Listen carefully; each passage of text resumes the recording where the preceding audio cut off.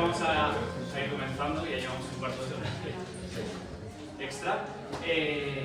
Bueno, antes de nada, muchas gracias a todos por venir y más especialmente en estas circunstancias climatológicas y más también teniendo en cuenta que son semifinales del Mundial. Eso también, quieras que no, pues...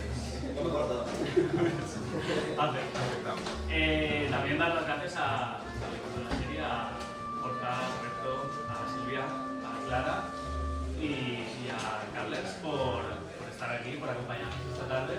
Y bueno, y también al equipo de Barney Libros, a Luca Gráfica, a Mi Santana y a Antonio y a Joan Oleaque, autor de Éxtasis, por venir a este acto esta tarde. Yo simplemente, bueno, yo soy Alberto Jader, editor de Barney Libros, tanto de Luca Gráfica como en Éxtasis. Y yo básicamente lo que me había preparado un poquito de contexto, ¿no? De cómo se llega a esta situación viéndolo en perspectiva histórica. Es decir,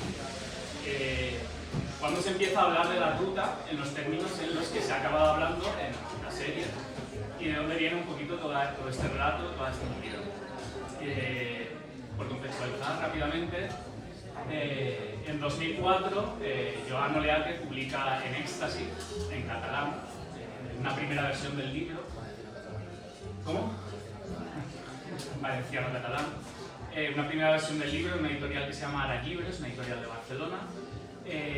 Es un libro que, como bien cuenta Kiko Amat en la edición que posteriormente sacamos en castellano en 2017, es un libro muy incomprendido en un primer momento, el de Joan, precisamente porque hablaba del fenómeno de la ruta en unos términos que eran muy inhabituales. Si hoy en día todavía es bastante controvertido todo lo que se plantea en el ensayo de Joan, en 2004 lo era todavía muchísimo más, ¿no? ¿Por qué? Básicamente porque lo que se cuenta en Éxtasis es que la ruta, más allá de lo que ha quedado ligado en el imaginario colectivo, todo el tema de las fases, las drogas, etcétera, etcétera, tuvo un primer momento especialmente muy vanguardista, muy pionero, muy puntero, también muy de minorías, porque también lo que finalmente acabó quedando en cierta manera impregnado en el imaginario colectivo era muy de masificación, etcétera, etcétera, que efectivamente eso acaba pasando al final. Y, por ejemplo, eso es una cuestión que Joan trata en su ensayo, porque sí que es cierto que hay ciertas previsiones del fenómeno que solo se quedan con la parte bonita, pero obviamente también hay partes de la parte fea, ¿no? Entonces, digamos que en 2004, cuando inicialmente sale el libro de Joan en catalán, pues es una especie de memoria de él por el hecho de que va totalmente a contracorriente de lo que se está hablando, de los términos en los que se está hablando de la ruta en ese momento. Entonces, en 2017, cuando se funda Barley Libros, cuando fundó Barley Libros, yo, de los primeros libros que quería montar en el catálogo, uno de ellos era este, porque yo conocía la edición previa en catalán, se había publicado desde mi época universitaria. Yo cuando lo leí flipé bastante, entonces cuando hice con Barley Libros, pues le propuse a Joan la idea de traducirlo al castellano. También aclaro que no solo una traducción, sino que es un libro muy trabajado posteriormente por parte de Joan, en el que se han cambiado muchas cosas, se han añadido, se han quitado. También le pusimos un prólogo que firma Kiko Amat, en el que habla de este fenómeno desde una perspectiva externa, ¿no? La idea de que Kiko Amat hiciera el prólogo también era dar una perspectiva desde fuera, no solo desde Valencia. Y entonces también lo que hicimos fue cambiarle el subtítulo. El subtítulo de la edición Primigenia de 2004 era Drogues, música, música, máquina y baile, y el subtítulo que le pusimos en la edición en castellano de 2017 fue El bacalao como contracultura en España, que ya per se es una declaración de intenciones, ¿no? No tiene nada que ver con el enfoque inicial que se le había dado a esto. El libro ha ido haciendo camino estos años, y tampoco, no es que el libro de Joan contribuyera a cambiar la visión de la ruta, es un proceso que se va haciendo poquito a poco. Ahora llegaremos a la parte de ruta gráfica, que es más reciente. Y bueno, en este punto es cuando, en pleno confinamiento, me llaman Moy, Fontana y Antonio con la idea de hacer un libro en el que se recopilasen todo el material gráfico, carteles, flyers, invitaciones de la época, especialmente de los 80, no solo, también de los 90, de todas las discotecas valencianas, etcétera, etcétera. Yo confieso que era un desconocedor absoluto de este tema y yo fui movido por la curiosidad, entonces fue cuando me enseñaron parte de la colección que Moya tenía, porque él es además coleccionista de estos materiales. Cuando me los enseñaron yo me quedé bastante fascinado y dije, Dios mío, esto yo no lo conocía, y si yo no lo conocía es muy probable que lo conozca prácticamente nadie, salvo los que efectivamente estuvieron metidos en esta movida desde el principio y tal y cual, etcétera, etcétera. Entonces, digamos que toda esta parte gráfica había quedado en manos de nostálgicos o de gente que lo había vivido en primera persona, pero no había perspectiva. Comenzaban a trabajar, Mo y Antonio estuvieron año y pico, casi 2 años, pues recorriéndose Valencia de arriba abajo, hablando con unos, con otros, haciendo entrevistas, etcétera, etcétera, y cuando ya había mucho o bastante material recopilado, entonces es cuando se formó la idea de que esto podría ser una exposición también. Nos dirigimos al IBAM, al Instituto Valenciano de Arte Moderno, una reunión con la directora, con Nuria Anguita, y ella lo vio claro desde un primer momento. Entonces ella apostó desde un primer momento, cuando el trabajo se estaba haciendo prácticamente, que inicialmente iba a ser solo un libro, ella apostó por que el hecho también se convirtiera en una exposición. Después de todo el trabajo, esta exposición se inauguró en marzo de este año, que salió en paralelo con el libro, con Ruta Gráfica. Y bueno, no sé las reverberaciones que habrán llegado aquí a Madrid, pero desde luego en Valencia ha sido un boom absoluto.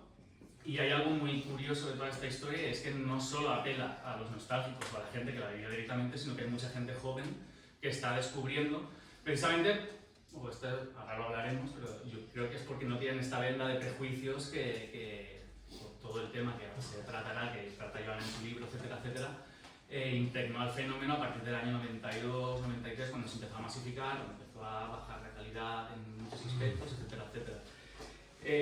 Entonces, el hecho de que esto lo haya abrazado la institución como el IBAM, que supone, ¿no? Pues bueno, va en paralelo, ¿no? El discurso de Joan, lo que propone Joan en su libro es rescatar la parte esplendorosa, la parte cultural y artística y social vanguardista de la ruta. Había muchos escépticos, de hecho se lo siguen habiendo, y entonces Ruta Gráfica lo que hace es, en cierta manera, mostrarlo. Es decir, si no te crees lo que está contando Joan, pues aquí te lo puedo enseñar. Es decir, para que veas que no son solo palabras, son hechos, y también el hecho de que lo abrazara una institución como el IBAM, pues también ha ayudado mucho a que este relato pues, se haya convertido en algo distinto, o que se esté recuperando la parte más cultural esplendorosa. Y después de todo esto, estamos aquí.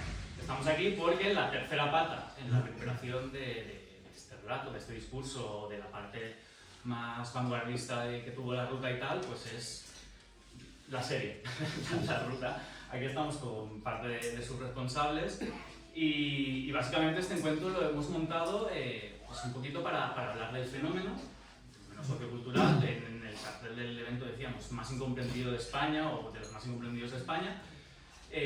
Vamos a hablar de por qué esto es así. También nos interesa mucho que desde vuestra perspectiva, como escritores, guionistas, etcétera, nos contéis cómo ha sido ficcionar, porque al fin y al cabo, tanto el libro de Joan como el de Mo y Antonio son ensayo o un libro de cultura gráfica, ¿no? Pero vosotros habéis cogido toda esta historia y lo que habéis hecho ha sido construir una historia de ficción que se basa en unos hechos que, como buenamente Joan también ha estado involucrado en la serie como asesor de guión, y entonces también nos interesa un poquito que pues, hablemos y debatamos sobre cómo ha sido ficcionar y si está siendo un problema precisamente el haber ficcionado algo así, porque hay mucha gente que yo ya he oído ciertos comentarios como de ¿qué es esto?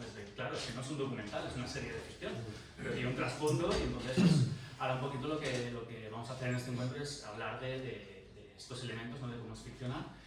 Y ya está, por mi parte, cedo la palabra a Joan Oleaque, autor de Éxtasis, y bueno, gracias por venir otra vez, por la lluvia que está cayendo. Bueno, introducir un poco la... Vale. Vale, un poco yo como persona en medio del...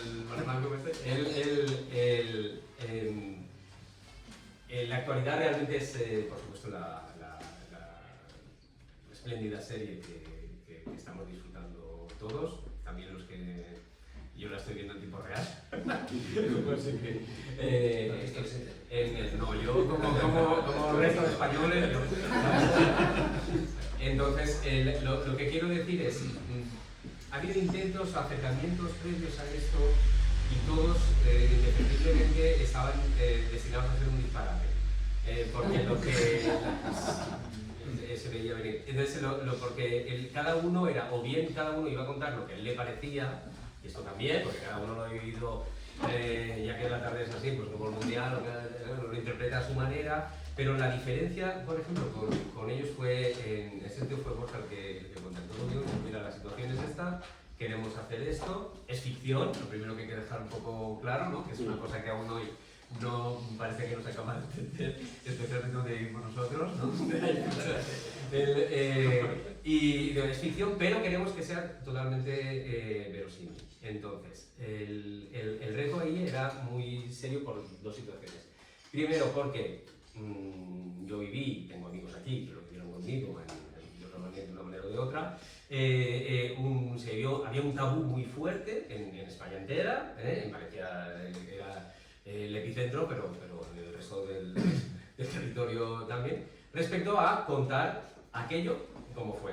Es decir, igual que el negacionismo, el cambio climático y con el primo de Rajoy y todo eso, pues había respecto a esto, o sea, solo había una visión, que es que aquello fue el fin de la especie humana. Es decir, o sea, si Rafael Vera no hubiera decretado que había que pararlo, pues se hubiera extinguido y ya está.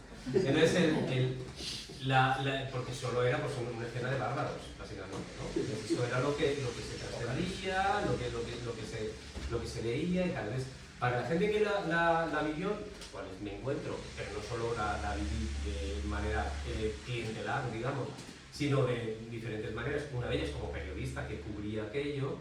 O sea, para mí era muy impactante, o sea, ver la cobertura que se estaba dando. Hubo periodistas muy honrosos, básicamente dos medios realmente hay que destacar, que son El País y La Vanguardia, que esto es así, los que en su momento dieron una cobertura diferente en aquel momento, la hora del 93, donde no solo sacaban a la gente haciéndose rayas o bailando encima del coche, lo que sea, que está bien, o sea, hay que decir que sí, eso pasaba, pero es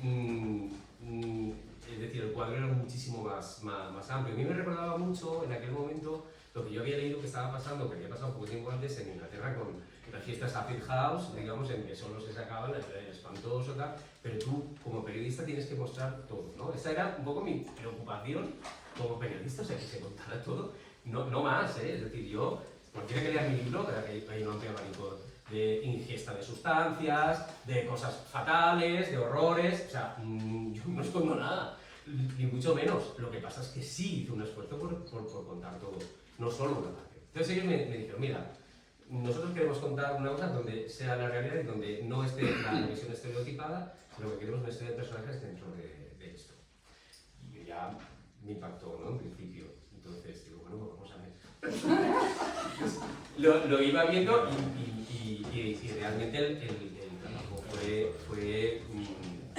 muy productivo, fue muy interesante, porque lo digo ya, no lo he contado con detalle, pero lo voy a contar mínimamente aquí. Lo que hacíamos realmente, o sea, para que veáis hasta qué punto estas señoras y señores pues, se dedicaban a ello, un poco era ello que decía, mira, planteamos esto. Entonces yo, claro, podía haberlo visto a buena pluma y tal, entonces yo lo que hacía, en vez de eso, ponía como si fuera un paper o un artículo científico y lo anotaba, esto no puede ser, este tío que se vaya de aquí, no sé qué, esto es un horror, si no vamos por aquí, yo no puedo ser, me voy, no sé qué. Hubo varios momentos que ibas a dejarla. Y entonces Silvia, que era mi magnífica interlocutora, me decía, no te preocupes, vamos a hablarlo. Y tal. Y eso fue maravilloso, es la verdad, porque el producto final es realmente muy impactante. O sea, muy impactante en el sentido de que Para mí es una serie que, al igual que Nombre de la Rosa de Humberto Eco, tiene muchísimas capas de significado y de lectura. Porque yo como académico hago análisis crítico del discurso, entonces me dedico a ver los significados ocultos, entonces ahí los hay muchos, ¿no? Ellos han sido la serie es muy precisa, o sea, contando una historia la puede entender cualquiera, pero luego tiene muchos detalles para que lo entienda, han sido muy generosos en esto para gente que lo ha visto. Esto para mí es el escenario perfecto para una colaboración, ¿no? Es decir, yo me he sentido totalmente respetado en todos los esto, yo he procurado respetar, por supuestísimo, el trabajo de ellos ha sido muy creativo. Esto quiero que quede claro porque no lo hemos hablado, la verdad, no, o sea, lo hemos hablado entre nosotros, pero no públicamente. Y ha sido un proceso muy interesante, ¿no? y una realidad que estamos muy acostumbrados en el mundo anglosajón, pero no tanto en el español, ¿no? a este estilo de circunstancias. Y creo que puede dar mucho de sí. El escoger la ruta, yo creo que también ha sido una declaración de entendimiento de un fenómeno que, quitando, yo que sé, quizás del heavy metal, o sea, yo no he visto una cosa más denostada en mi vida, ¿no? O sea, quiero decir, o sea, tú no puedes decir, no, es que aquello estaba bien, yo me acuerdo, este que se quedó mal, ¿sabes? O sea, no. O sea, esto era así, o sea, yo tuve aunque las críticas cuando yo lo saqué la primera vez, la segunda ya fue todo bien, ¿no? Pero la primera vez me decían, bueno, a ver, yo ya era conocido más o menos en mi gremio, digamos, que mi ámbito y tal, y bueno, pues esto lo dice, pues bueno, pero siempre había ese escepticismo muy serio. La serie es la que recorre el camino del periodismo, vamos a decirlo así, porque estamos hablando de periodismo, o sea, no estamos hablando de otra cosa, estamos hablando de una voluntad realmente de contar lo que se tiene que contar, que es el todo, y ellos lo hacen en todas las consecuencias. Tienen mucho riesgo, pero está todo muy bien ponderado. En este sentido, alabo la capacidad, la serenidad de cada uno de ellos, no solo de Borja, que ha sido inspirado por Buda, quizás, sino del equipo entero, de esta parsimonia, de tal. No entraré ya en los detalles de producción, pero para intentar armonizar todo esto que realmente fue. Yo entiendo que bueno, fue interesante por las dos partes, pero es verdad que yo no, bueno, pues la verdad es que por las dos partes nos pusimos las cosas muy serias. Conversaciones de 3 horas, ¿no? Joan, pues si tú dices esto, no te sí, en este sentido, pero bueno, todo se hacía por bien. Yo leí una referencia que era, es un proyecto en el que realmente todo el mundo remó a favor en pos de algo, ¿no? Y esta es la sensación que todos tenemos. Entonces, había que encontrar algo que trascendía el mismo proyecto, que era algo que se había ocultado. Y aquí entramos en una parte de la historia, es decir, es vergonzoso. Yo estaba en Manchester, en Manchester, o sea, la Hacienda, que era una discoteca de allí, donde realmente es el epítome de la cultura de clubs inglesa a un nivel enorme, acabó dominada por gángsters y a tiros. Pues bueno, en la oficina de turismo de Manchester hay camisetas de la Hacienda y todo eso. O sea, ha habido una reconciliación clara con este sentido y esa discoteca y lo que sucedió allí, que es el nacimiento de la Field House en el mundo, básicamente, fue realmente, ha sido bien atendida. Para mí, como periodista, ya no solo como ciudadano y tal, o sea, me resultaba alucinante y increíble, o sea, que no se pudiera hablar de 10 años. En el año 80 al 90, no se podía tratar este tema. Pues se trataba, si se veía con escepticismo, así con la ceja arqueada. Ellos han intentado recorrer todo este recorrido, o sea, es decir, empezar desde lo que todo el mundo conoce hasta ir hacia atrás, ¿no? Dicho esto une a lo que se ha dicho antes, es decir, una exposición previa donde era una plasmación de lo que aún hoy se sigue poniendo en duda y aún hoy pues, se sigue viviendo en redes sociales y todo esto, que esto no fue así, que esto no sé. O sea, la exposición y el libro de ellos lo que hace es contrarrestar esto porque demuestra que Paco Roca, Premio Nacional de Cómic, que Mariscal, que no sé qué, Micharmut, que Daniel Torres, que en su momento fue el artista español por excelencia en los cómics norteamericanos, en los que, o sea, colaboraban con estas discotecas porque era lo más avanzado que había en aquel momento. Es decir, no se trata de cambiar un poco, de negar un poco que hubo en grandes ocasiones de masificación y riesgo y excesos y no sé qué, sino de hacer la foto completa. Entonces, dicho esto, que redunda un poco con el prólogo de Alberto y Peña, preguntaros un poco a todos, especialmente todos dirigido el último capítulo que se puede ver, que es el del 6, ¿no? Que es uno de los más singulares desde el punto de vista, ¿no? Y ahora vamos con vosotros un poco, ¿cómo os habéis encontrado un poco esta situación? Tener que ficcionar una cosa que, por una parte, existió y emocionalmente hay mucha gente que tiene su punto de vista, pero por otra, había realmente un tabú muy fuerte a tratar diferentes temas. Si queréis, lo vamos hablando un poco. Sí, yo igual como introducción quería recoger, y luego ya entramos en la parte igual más de escritura y tal, pero es verdad que es un proyecto que yo llevaba pensado desde hace muchísimo tiempo y fue un proyecto que presentamos en muchas plataformas. La gente no se... O sea, había algo de no creerse, Sí. recogiendo lo que acabas de decir, ¿no? No se creía que había algo interesante que contar en esta historia más allá, porque claro, la gente tiene una idea de la ruta del bacalao que yo cuando me sentaba a contar el enfoque, no se esperaban un enfoque así, o sea, ellos esperaban camellos, prostitución, o sea, un thriller loquísimo, ¿sabes? Una cosa como muy oscura, y claro, cuando le contábamos todo esto es que no encajaba ni en el ritmo, ni en el tipo de narración, ni en la parte, bueno, la parte contracultural, es que ya directamente pensaban que era una especie de historia que nos habíamos inventado, no sé para qué, pero claro, entonces ese proceso, yo te diría por todas las plataformas que hoy en día conocemos, sí, hubo un cerrado de puertas muy general. Esto fue como hace 3 años, 4 años, algo así.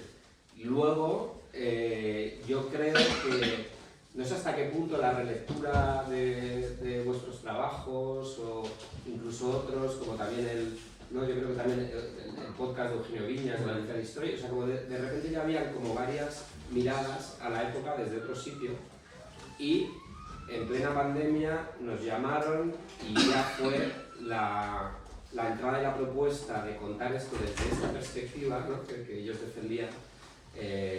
Bueno, defendían, ¿no? O sea, narraban, contaban, ¿no? Documentaban. Claro, es que tú tal, pero es que a mí me da igual, ¿sabes? Que si hubiera sido todo mal, como todo mal, yo qué sé. Claro. Y entonces ahí ya hubo una apertura de puertas y era como, bueno, a ver, siéntate y cuéntanos otra historia, ¿no? Y luego ya si queréis, ¿no? Hablar del proceso de ficcionar. Bueno, yo voy a hablar un poco del proceso de documentación. Teníamos como varias patas sobre las que trabajar. Una era la experiencia propia de Borja, al ser valenciano y lo que él conocía. Otra era lo que nosotros sabíamos. Y que luego, bueno, era muy interesante cuando le contabas a alguien que estás haciendo una serie sobre la ruta, todo el mundo en Madrid decía, ah, sí, eso era que desde Madrid a Valencia era todo Eso una era carretera. falso. Sí, el primer día, hace 4 años, así, que me dijo, Borja, quiero hacer esto, yo pensaba que la ruta era ir de Madrid a Valencia. Sí. Claro.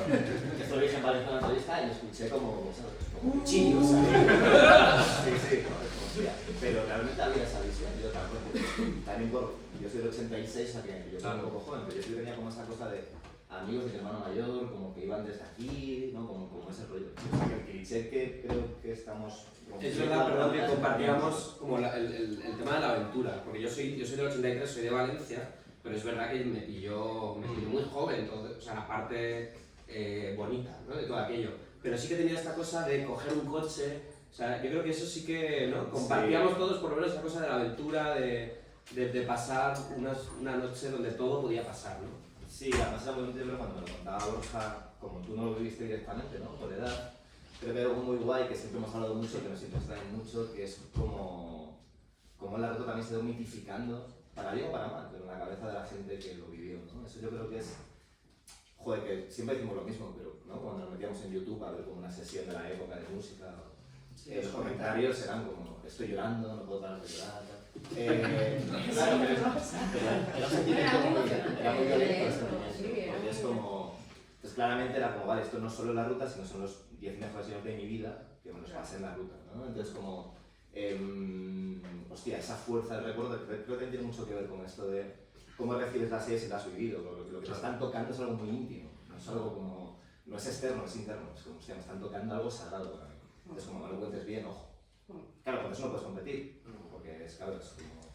Pero, bueno, aún así creo que mucha gente, que cuando estaba me imagino manifestaciones en Valencia. Antonio puso un tuit No se ha llegado, pero... muy claro, que era que la ruta se defiende en Valencia como la paella, ¿no? Como los ingredientes.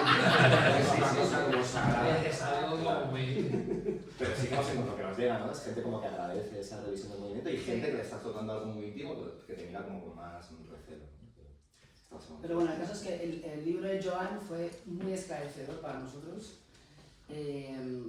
porque de repente le encontramos la épica al asunto, ¿no? O sea, Joan en Éxtasis le da una poética a lo que es salir de marcha, drogarse y vivir en ese mundo paralelo que es la noche, que yo recuerdo cuando leí el libro que me emocionó muchísimo. Nos emocionó a todos, ¿no? Y entonces pensamos, es que la serie tiene que transmitir lo mismo que transmite el libro de Joan, que es que había una parte que a mí me emocionaba mucho, que era como esta cosa de la evasión de la noche, el mundo paralelo, la juventud perdida, ¿no? Como esa juventud que recuerdas y que pasaste en ese lugar, que ahora recuerdas como si fuera Oz, ¿no? O sea, como ese sitio. Hablaba de Peter Pan, de una serie de niños perdidos después de la dictadura, de encontrar un lugar, y bueno, nos emocionó mucho. No sé si esto lo cuentas en el libro o lo soñé yo, pero había una imagen como si Fran Lenares fuera como el flautista de Amelín, ¿no? Que se llevaba a todos los jóvenes a Spook, a que de repente pasaran de los adultos, pasaran del mundo gris en el que vivían y pudiesen tener el color y la música y la luminosidad que aportaba esa caja negra que era Spook. Sí, esto. Y bueno, hasta contándolo me emociono porque nos pareció de repente, ostras, todo lo que hay que contar aquí. Y que está como tan oscurecido y tan feo, y tenemos que contar esto desde los personajes y desde esto tan hermoso.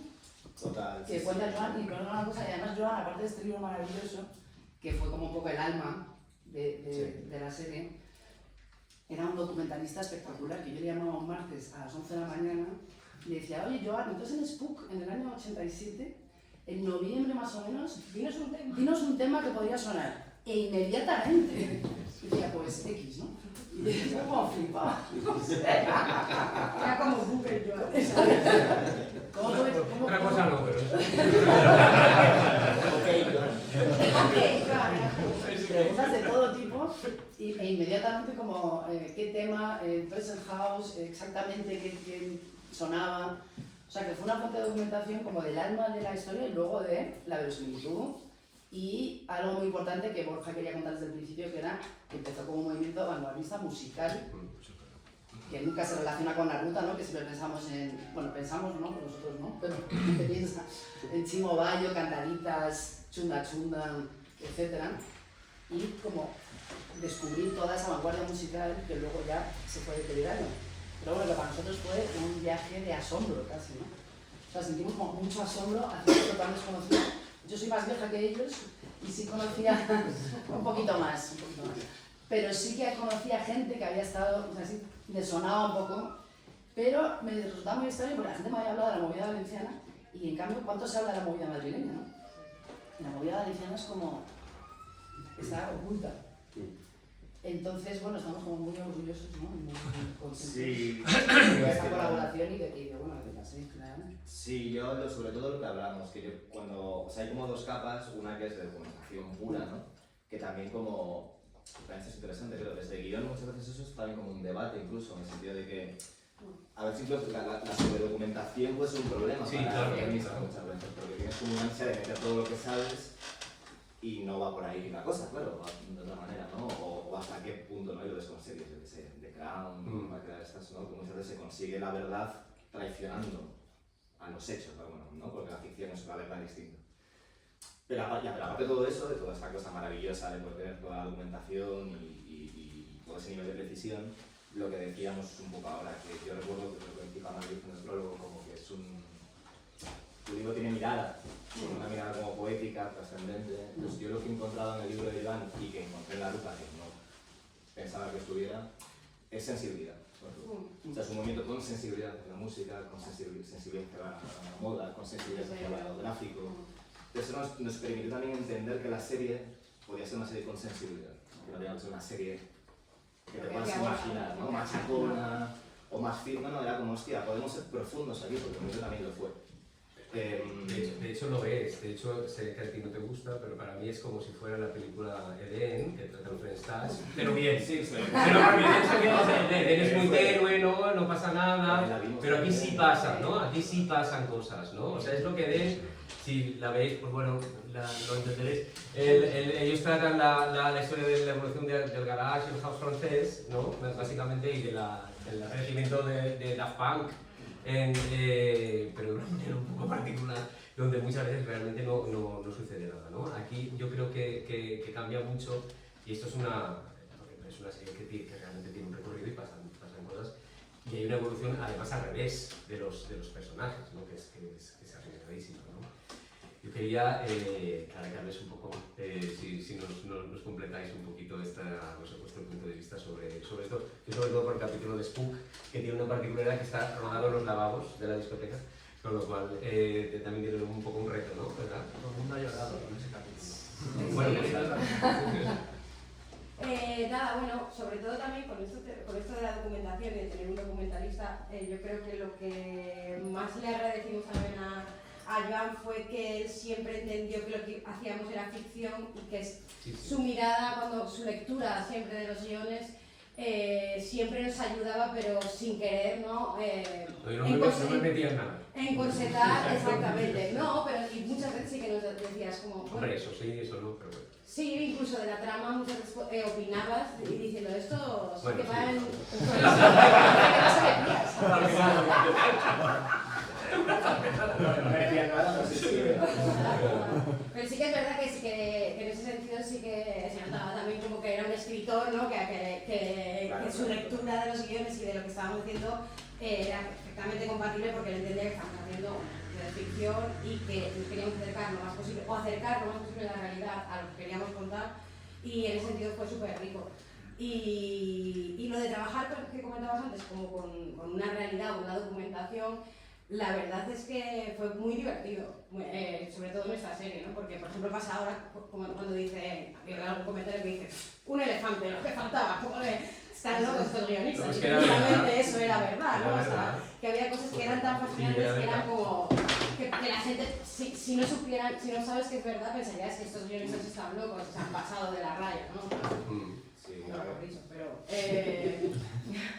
pero fue muy enriquecedor, además, o sea, como incluso todo lo que sucedía nos ayudó mucho a construir los personajes también, o sea, creo que cada uno de los personajes pretendía, por ejemplo, ilustrar, ¿no? De alguna manera una vertiente de la ruta. Eso. Por ejemplo, el tema gráfico se verá más en el 7, bueno, con el Sí. personaje de Nuria. Se ve más en el 7, es verdad que no está en primer plano, pero sí que por ejemplo, nos ayudó mucho a construir un personaje que venía de Bellas Artes, Sí. que estaba ligada al mundo gráfico, y es verdad que pensábamos mucho en ella y dónde había estudiado, cómo hablaba, ¿no? Por qué ella entra, por qué a ella le interesa la ruta, que también es una Claro. cosa que hemos intentado reflejar en los personajes, Sí. esa cosa interclasista que Sí. pasaba y que es parte de la identidad del movimiento, que a mí es otra cosa que me fascina. Sí. O sea, que pase toda esta revolución, ¿no? Toda esta cosa de vanguardia fuera de la ciudad y que además sea un lugar donde se mezcle gente de pueblo con la gente más moderna de Valencia. Eso me parece que es algo que no hemos visto en movimientos sociales Claro. y juveniles, ¿no? Por lo menos de este país, o es raro, ¿no? Por lo menos se ha contado. Y el capítulo, por ejemplo, los que has tocado tú, ¿cómo te has...? Sí, para mí ha sido un viaje realmente... O sea, personalmente es curioso porque yo sentía que esta cosa de la serie de la ruta, o algo sobre la ruta, iba a pasar. O sea, de hecho, yo antes de que me llegase con Borja y me dijera, estoy haciendo esto, tenía dos proyectos que me habían hablado sobre la ruta, uno de la serie y otro de una película, que me habían llegado, que lo estaba intentando financiar y ninguno había salido.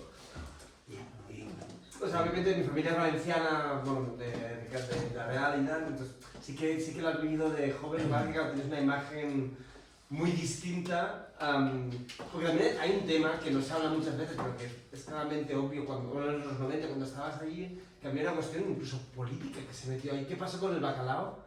Que se convirtió en una música muy identificada con grupos de derecha. No, pero claro, es que esto ahí ya, esto fue con la derivación En Cataluña. neomáquina en Cataluña, Exacto, que exacto. acabó asumida por las brigadas blanquiazules del... Pero que no solo por las brigadas. No, bueno, no solo, Pero que decir, yo iba al pueblo, en Villarreal tenías el pub donde se escuchaba música máquina y que iban los fachas y donde se escuchaba punk, que iba la gente. Y realmente funcionó sociológicamente, es muy interesante como en un momento eso sucedió en los 90, ¿no? Y se vivía así y algo social, ¿no? Entonces tenías una cierta reticencia que curiosamente no fue hasta los 2000, y yo creo mucho a partir de tu libro, no es broma, porque a partir de ahí, no directamente, pero amigos DJs que vivían en Berlín, valencianos, tengo muchos amigos valencianos que vivían en Berlín que se habían ido allá, de repente empezaron a través del libro a redescubrir todo eso y a verlo de otra manera, que estos justamente son los que ahora reivindican el 93. Ya. Ahora esta es una hora de decir, no, lo realmente importante no fue los 70, la música interesante era ya, pero bueno, me parece una vuelta de tuerca.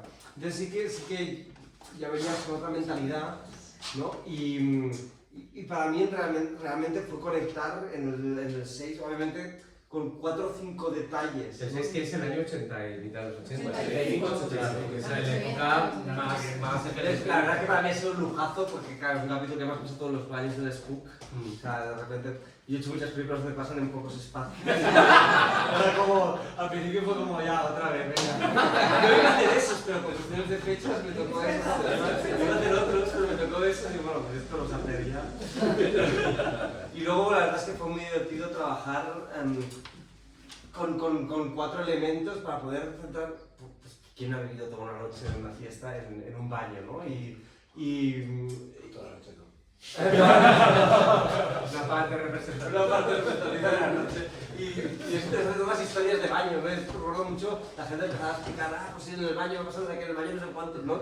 Ves que historias de baño, intentar un poco construir eso específico, pero lo guay es que también con todo, al final, ¿cómo intentas mantener ciertas cosas? Digo que hago a la hora de dirigir unas cosas así, es como, ¿cómo intentas meter cosas de la mitología de ese espacio que estás navegando a la vez con una trama de personajes con ciertos conflictos, ¿no? Y cómo hacer que eso confluya, ¿no? Yo creo que al final muchas veces es el reto, ¿no? Pero además es un capítulo donde hay conflictos muy evidentes Sí, entre los personajes, ¿no? exacto. O sea, Yo creo que había allí un balance, pero al final, yo creo que al final es coger, sí que fue muy interesante pues, coger dos ideas, ¿no? En este caso, y cómo aplicar 2 ideas que puedan, y que a partir de ahí, ¿no? Trabajen ese capítulo. Pero claro, como director de una serie, en realidad te llega el guión y tú simplemente intentas darle un punto de vista sobre eso. ¿No? Y en este caso fue como, vale, la idea del confesionario, ¿no? Que estaba en el guión y es, bueno, esa idea vamos a intentar trabajar en la puesta en escena y que todo, ¿no? Que se sienta en un capítulo como, que es algo que está latente, ¿no? En la serie de, ¿no? el cura, ¿no? El tal, no sé qué, que se va repitiendo y que es una versión con la que yo me estoy identificado, ¿no? Con esta visión y no porque quieras ser cura ni nada, pero sí que hay algo realmente místico en la música de baile, del trance, ¿no? Y por otro lado, también la parte de la danzamanía, ¿no? Que de hecho es la serie, no sé lo que habéis visto ahora con esta historia, también es una historia que me obsesiona desde hace años y que de hecho estoy trabajando muy bien con esta idea y cuando vi el capítulo fue como así, ¿no? Y ahí fue como, ostras, y ahí fue yo creo la aportación que hice al guión que esto era muy fácil de hablar, en realidad, como tienes un buen guión, con los actores y tal, haces poco trabajo como director, lo pones ahí, pones la cámara y ya está. Hay algo de eso, pero sí que en el sentido la escena final, que fue un poco la propuesta, que si la veis, que fue bueno, ostras, pues sí, porque al final Eso no estaba en guión. no estaba en el guión. Estaba en guión. La escena final del capítulo 6 no estaba. Bueno, estaba en guión. Estaba Bueno, en guión, no, pero bailar. es una línea del guión. Claro, es un claro ejemplo de como un guión. Sí que hay, pues exactamente no es como un guión, ¿no? Pero sí que había como una apuesta de ese guión que creo que molaba, como de, mola mucho que después de un capítulo como tan encerrado haya como un espacio y ese espacio tiene que ser amplio para el baile, pero que justo lo miraba, miraba el guión y decía, claro, el guión pone, suena Now Girl y baila, Sí, ya está. y baila no sé qué, y yo, mira, no. Ha dicho que no se hace nada si ves esa escena y como el guión sí. Pero sí. Pero el problema que estaba ahí era como, ostras, hay que hacer una escena donde veas a esta gente pasárselo bien y entrar en el éxtasis del baile, ¿no? Que es como, ostras, También, sí, también. o sea, realmente el éxtasis ¿no? En Éxtasis está en esa escena, está en el germen de esa escena, claro. Además, es una cosa que creo que en la que tú insistías, me acuerdo en las primeras reuniones, como desde el principio del todo, que me acuerdo que decías, joder, lo que molaría es que en una serie como esta se les vea bailar de verdad, o sea, que estemos ahí, que no sea como típica película de que llego así un poco y me voy. Y una de las dificultades era cómo tenían que bailar, ¿no? También ahí hay muchos No se bailaban las pistas en coreografía. ¿Eh? Documentaste. Bueno, algo no teníamos un buen algo dije, ¿no? Así no hay. Tenías hasta muy amor. Sí, en el rodaje teníamos a una persona encargada de un poco la coreografía general de Exacto. la Había mucha figuración, preparación. pero especialmente para el capítulo de Carlos se Sí, contó trabajamos con una coreógrafa con argentina coreógrafa. que vino a ayudarnos. Obviamente cogía un poco los pasos de la época, pero también nos permitimos, bueno, al final era como, bueno, cierta asistencia, porque luego después, bueno, en esta época se bailaba así, pero luego... A ver, es verdad que no bailaba como... Exacto, obviamente no bailaba como reggaetón, ¿no? Hay cosas que no pasaban, pero lo que pasaba... ¿no? Digo que ahí está el diálogo, ¿no? Es decir, esto pasó así. O no, o sí, el tema es, bueno... Bueno, eso nos pasaba mucho también cuando hablábamos con la gente de las discotecas que estaba allí y tal, preguntábamos pues, como cosas muy concretas desde la ambientación y tal, llegábamos, mira, oye, vamos a reproducir el NOD de Don Julio en el año 91, pero es que tenemos dos fotos y no sabemos si la fachada es crema o blanco. Y ellos mismos eran incapaces de pues es que no lo sé, es que cambiábamos de... Entonces, claro, hay una cosa como de Es que puede haber sido amarilla un tiempo y luego blanca, no podían haber cambiado. Claro, y nosotros decíamos, no, pero es que esta foto, ¿no? O sea, tiene que ser una u otra. ¿Cuántas veces con colegas recuerdas una noche y cada uno tiene una versión de los hechos? Claro, esto ayuda mucho a la ficción. Claro, en la ficción eso se habla, o sea, aquí no lo comentamos mucho, que no es tan importante saber si era blanca o amarilla, no va por ahí, o sea, la cosa, precisamente esa mitificación, ¿no? O esa duda del relato es muy interesante. Y dicho esto, y tratando en el capítulo de Spook en un momento dado marca, desde mi punto de vista, una ruptura muy fuerte, que era el punto del baile más allá del postureo. Es decir, es verdad que Barraca de Chocolate se bailaba, pero lo que se hacía sobre todo eran crear modelitos, o modelones, o cosas más heavy, pero sí que Fran lo que hace en Spook es una cosa muy trascendente, que es focalizarlo realmente en lo que era bailar, como tú has dicho, ¿no? Casi un rollo tántrico, una cosa así. En este sentido, sí que coincide con una cosa muy interesante, que es la conexión de Valencia con este circuito, que estaba más alejada y que Spook por situación geográfica y por procedencia de los dueños y todo, lo vehicula. Yo quería un poco, ¿qué os encontrasteis vosotros con esta situación? Un poco de la relación de Valencia con el rollo gráfico, con la erupción de mitad de los 80 con esto de Spook, si previamente antes había más creatividad, si fue a partir de aquí fue distinto, o que contéis un poco lo que vuestra experiencia a la hora de reconectar un poco estos ensayos y estos carteles, y como si ya sabíais que había gente importante o lo que estáis descubriendo poco a poco a la hora del diseño.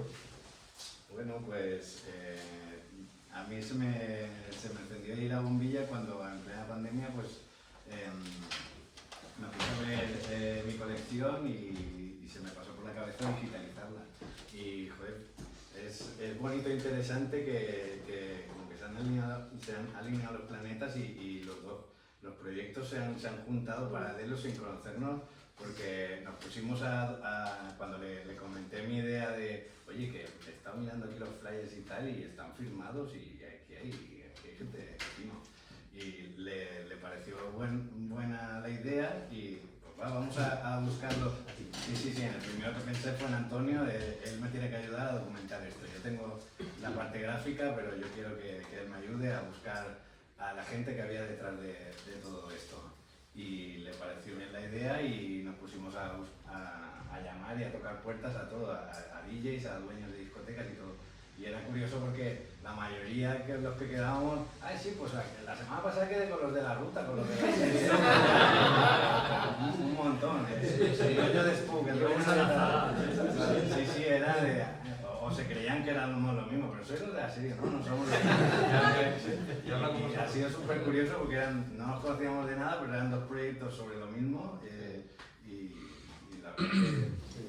¿Y cómo fue un poco Yo- la recolección? Porque no entiendo que fue muy artesanal, ¿no? O sea, que no había nada predeterminado ni... Había coleccionistas, había algunos autores que mantenían su trabajo y yo creo que bueno, en un principio las dos discotecas que tenemos de referencia, que eran Barraca de Chocolate hasta que llegó Spook, ¿no? Allí era un poco libertad, ¿no? Estamos en Madrid, ¿no? La ciudad de la libertad. Pues es lo que se vivía allí en Valencia, ¿no? La libertad de crear, la libertad de bailar, la libertad de dibujar, la libertad de ingeniar un cartel, ¿no? Pero sin una... La única referencia que tenían en Valencia era lo que se hacía en Ibiza. Y lo que se hacía en Ibiza, las discotecas, nos comentaron Elisa y Armando Silvestre, eran carteles en serigrafía, ¿no? Me faltaba eso, yo soy de ellos. Claro, ¿por qué? Porque la tirada no era muy grande para hacerlo en imprenta, entonces tenían que hacer una tirada de 40 o 50 carteles. No era mucho más, porque no se pegaba en la calle, se pegaban en los pubs, y los pubs no eran tantos los que habían a principios de los 80. Entonces, qué mejor forma que hacerlo a través de la serigrafía, que le daba un rollo más artesanal, que encima ellos venían de hacer serigrafía del art pop de los años 70 y que lo demostraban en su concepción de los carteles de esa forma, pero sin buscar ni un logo, sin buscar una imagen muy concreta de diferenciación, sino simplemente de transmitir al público que ellos querían llegar lo que iban a hacer ese fin de semana. Lo que os quería preguntar, por ejemplo, en Spook había carteles del hortelano y de gente... Al principio, sí, el primero Brutal. del hortelano. ¿Cómo llegaron a esa gente? ¿Ellos los conocían? Ahí la historia del hortelano, ese cartel o esa pintura que hizo, era una pintura que estaba destinada para Duplex. Duplex era el propietario de Camilo Solís y en un principio es la que él pensó de hacerlo para Duplex. Nos comentaba que no, que les había gustado tanto, que entonces dijeron, mira, pues en vez de para Duplex vamos a abrir la discoteca nueva de Spook y le vamos a poner aquí Spook, tal, no sé qué. Y se fue como el cartel de inauguración de la discoteca de Spook para... Pero es decir, que ellos sí tenían una noción de lo que era más moderno o menos, o los dueños... Digamos que se relacionaban con la gente molona, digamos, de la época. Se relacionaban con la gente que dibujaba en fanzines, que eran los molones, porque en aquella época los fanzines era el medio con el que se comunicaba al público joven a través de la música, a través de los cómics, y bueno, el hortelano vivía ahí en aquella época, la vivienda y trabajaba y hacía su obra y lo conocían. Es que incluso desde un punto de vista lógico tiene sentido, porque digamos que el término inglés anglosajón de New Wave está en paralelo, ¿no? Entonces, si estaba llegando toda esta nueva ola después de la dictadura, etcétera, y estaban abriendo estos garitos para la gente joven, moderna y tal, lo que querían que asociaran sus marcas, las discotecas, las discotecas estaban destinadas a este tipo de gente o a este tipo de clientela, era con la modernidad. Entonces, la modernidad, como se explica en el libro, estaba ligada al mundo del cómic, a la línea valenciana, la valenciana que salió en la Edad de Oro, que hicieran un especial de la Edad de Oro con Richard Moore, con Daniel Torres, con Sento Llobel, con todos los que después se despuntaron y han llegado donde han llegado, pero en la época Valencia era muy potente a nivel gráfico, a nivel de ilustración y a nivel de cómic, y además era muy moderna, porque esa estética,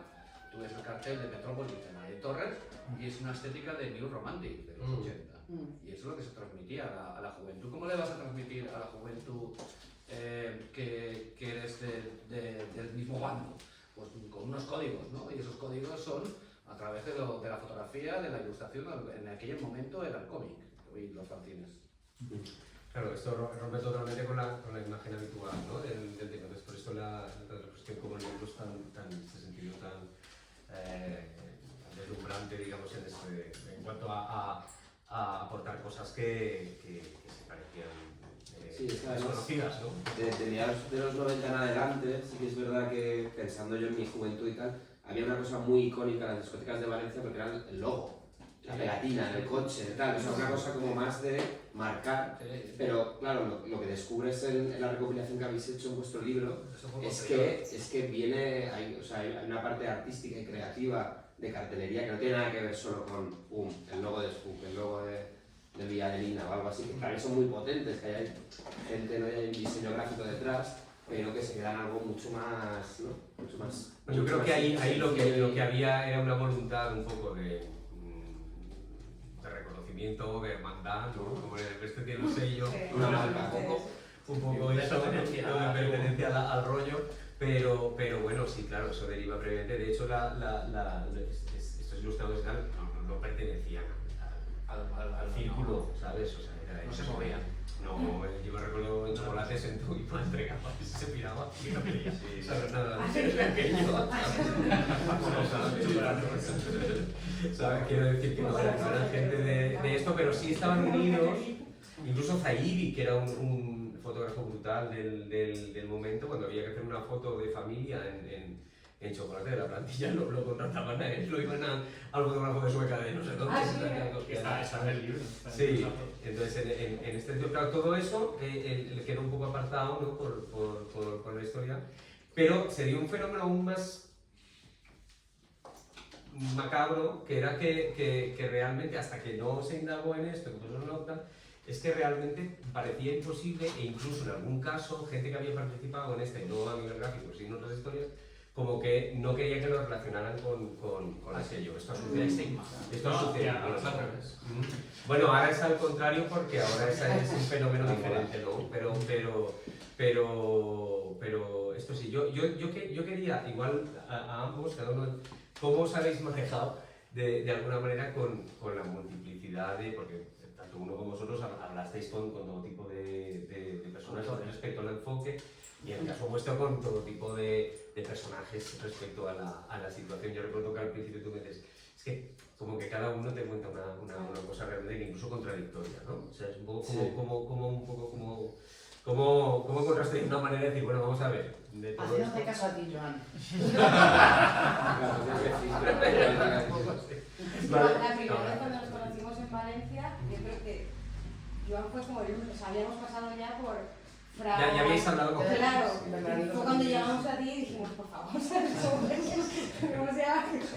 yo entiendo que cada uno contaba un poco la película conforme le... Pero está bien, claro, porque también lo que decíamos, bueno, la idea de ir hacia atrás, que siempre respondía como a esta idea que tenía Borja de ir de la oscuridad hacia la luz y tal, y que encontraron esta estructura, también nos ayudó a pensar que la serie era una serie recordada, o sea que es como la recuerdan nuestros protagonistas también, porque siempre teníamos la sensación cuando fuimos a Valencia como que todo el mundo te contaba desde su propia experiencia, desde su memoria, y en el recuerdo pues todo se sublima o de repente añades cosas que no sucedieron en realidad, y eso era al final lo interesante. Entonces, bueno, esa idea como de, bueno, esto que pasó o no pasó, lo que decía un poco Carlos, no se bailaba así o no se bailaba así, todo depende de cómo lo viva uno y cómo sea el relato, ¿no?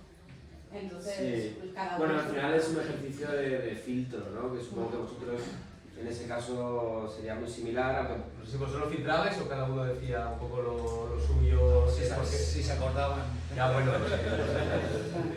pero que a mí me parece muy curioso que gente súper importante de todo el mundo del diseño se haya apartado un poco esa parte, no dirá, mira, bueno, sí, y de ese cartel. Pero que, bueno, pero que eso resulta que tú, al serlo tú, porque es importante. Cuando lees el libro y cuando ves todo ese trabajo, es que hay cosas que son excepcionales. Sí, o sea, aquí ahora mismo hay una exposición, creo que todavía está, de la contracultura catalana, y donde hay mucho del cómic de la época y de los 70 y tal, y yo lo veía y digo, joder, pues esta cosa que tenemos también un poco los valencianos de mirarnos hacia Cataluña, hacia Madrid, ¿no? Y decía, joder, pues en Valencia se estaba haciendo algo. No, claro, o sea, era como, hostia, sí, está están como ¿no? los diseñadores así como más reconocidos, ¿no? Fíjate, en Barraca yo me acuerdo, porque yo leía Cairo, que era una revista de cómics catalana que enfocó, había el Víbora y Cairo básicamente, había muchas otras, pero bueno. Pero el Víbora era como más underground, americano y español, ¿no? Más así. Sí, exacto, ¿no? Más heavy y tal, y esto era la línea clara y tal, más tipo rollo cómic belga, ¿no? Y tal. Y entonces estos, yo me acuerdo que Barraca hizo una serie de carteles basados en un personaje que crearon que tenía que ver con las historias que pasaban en Cairo. O sea, yo flipaba, porque luego, si lo ves años después, el tipo de póster que era mis camisetas mojadas, ¿sabes? O sea, ¿cómo que ha pasado aquí, no? Pues entonces, claro, es que era como la fiesta de los peluqueros, yo qué sé, ¿sabes?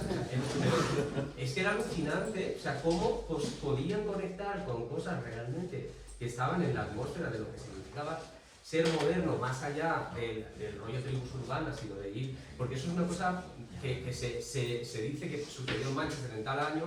Pero esto pasó mucho antes aquí, o sea que Barraca, por ejemplo, había una cosa que era, aquí no hay tribus urbanas, que nos da igual que no sea jungla, que todo no sé qué, aquí todos iguales y tal. Y empezando por el diseño que pinchaba y vestía de una manera que aún hoy no soy capaz de definir. O sea, que era una especie de sincretismo, ¿sabes? Así, una túnica, no sé qué, ¿sabes? Tal, bueno, de mezcla de estilos, es real esto, ¿sabes? O sea, que no lo hacía de su manera y ya está, ¿no? Lo vestía Chaume, que era un diseñador así que vive aquí en Madrid ahora.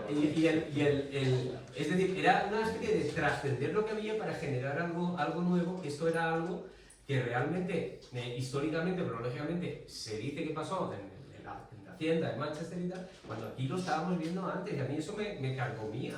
Digo, pero bueno, ¿por qué tiene que ser así? Que esto ya pasaba aquí, ¿no? Y esto es una cosa que también que impregna tanto lo que habéis hecho vosotros, o sea, respecto a reconocer esta parte como lo que se vive en los diferentes capítulos, que quiero destacar una cosa muy especial, que es la combinación entre alta modernidad y costumbrismo de poble, que se ve en muchos capítulos. Era una obsesión. Claro, esto es una cosa muy rara y era muy real, ¿no? Sí. Hay personajes, hay uno que parece que vaya a ser un Ziggy Stardust y tal, vestido con el armario de su madre, que era un poco del año de la picor, o sea, ambiguo y tal y no sé qué, y esto allí lo teníamos muy asimilado, porque tiene que ver con una cosa que tú has dicho, que no era un asunto elitista, o sea, no provenía de una élite de la ciudad, ¿no? Sino se generaban en el pueblo y se intentaba generar una élite diferente, ¿no?